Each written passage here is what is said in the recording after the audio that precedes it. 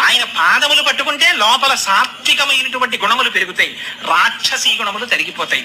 అదే బ్రాహ్మణ్య శక్తే పరమశివుని యొక్క స్వరూపంగా చెప్తారు. సూర్యుడు, గాయత్రి, అగ్నిహోత్రం.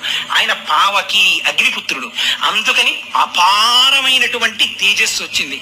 తాను చెప్పినటువంటి మాట సత్యం అవుతుంది. అదే చేతిలో పట్టుకున్నటువంటి శూలమనబడేటటువంటి శక్తి. అందుకే ఆ సుబ్రహ్మణ్యారాధన ఎక్కడ చేస్తారో అక్కడక్కడ జరిగేటటువంటి మహోపకారం ఏమిటంటే వంశం నిలబడుతుంది.